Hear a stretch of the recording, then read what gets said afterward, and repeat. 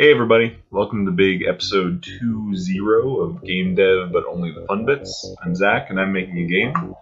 It's been a bit of a long gap in between episodes, partial personal reasons of having friends visiting and stuff happening here, but also I got into a couple really big, hairy problems that, well, I'll explain in a moment. But let's get into it. I'll show you what I'm working on, and yeah. Right now, the big thing was editing, moving my editor tools from edit mode into play mode. So there was a bunch of things I had to do. One thing you'll see immediately is that I added a toggle for having only the meta elements visible. So previously you could edit the corners and any node. Now you can toggle between editing that and just editing the street nodes and the meta elements. So you can kind of be more focused in what you change. But yeah, previously there was an issue with, well, previously all my tools were limited to in editor. So there was a bunch of data that I don't save the DB to my database that you need to actually make these edits. So I tried a bunch of different approaches. None of them were working.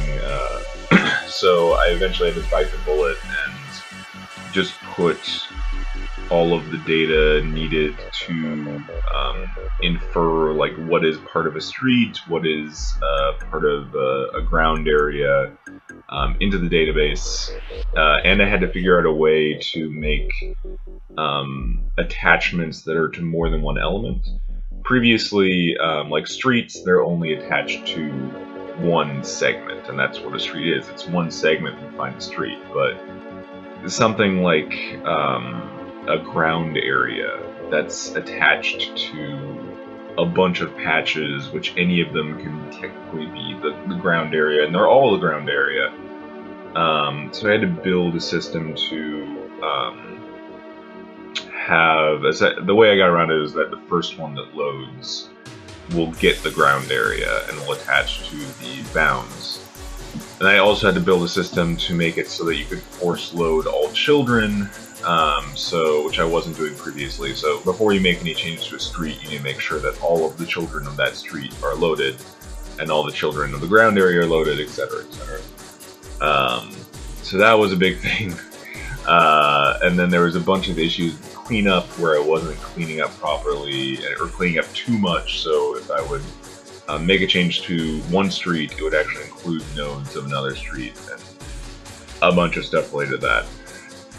So yeah, once I got all that done, I was able to do the very simple thing of do what I could previously do in editor while I was playing. And now you can see, like, I can hit a button and immediately be back testing the change I made, which is gonna be cool. I don't even have to exit play mode, and now I can have actual infinite levels. But going into next week, the big thing is going to be adding GUI and a better interface for this. So I want to make it so that I could hypothetically release this and be like, you can make your own courses, have fun. So making some sort of interface. I think a stretch goal is getting it to work with a controller, but for now, just mouse and keyboard's fine.